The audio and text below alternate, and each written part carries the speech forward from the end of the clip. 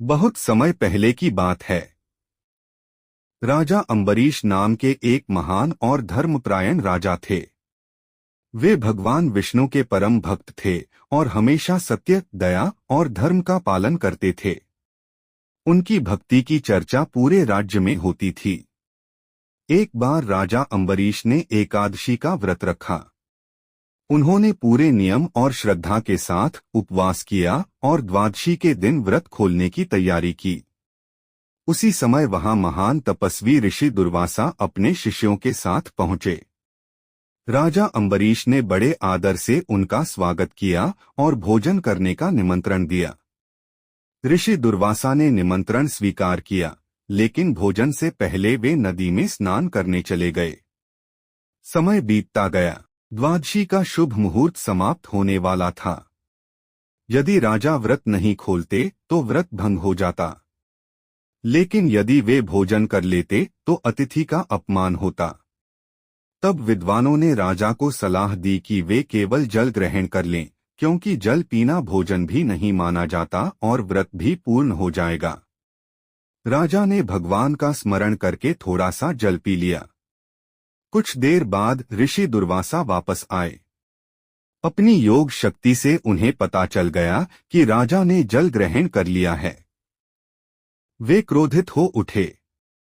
उन्होंने कहा, राजा, तुमने मेरे आने से पहले ही व्रत खोल लिया।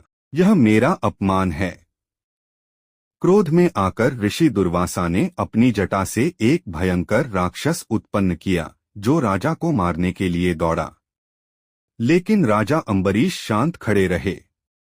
वे भगवान विष्णु का ध्यान करते रहे। तभी भगवान विष्णु का दिव्य सुदर्शन चक्र प्रकट हुआ और उसने उस राक्षस को तुरंत भस्म कर दिया। इसके बाद सुदर्शन चक्र ऋषि दुर्वासा की ओर बढ़ा। अब दुर्वासा ऋषि भयभीत हो गए। वे अपनी रक्षा के लिए ब्रह्मा जी, शिव जी और अंत में भगवान विष्णु के पास गए, लेकिन किसी ने भी उन्हें बचाने में सहायता नहीं की।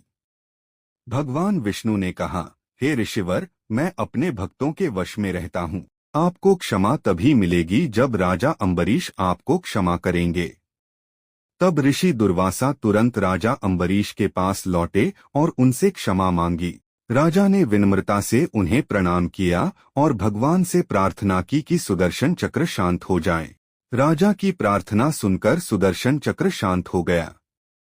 ऋषि दुर्वासा को अपनी गलती का एहसास हुआ।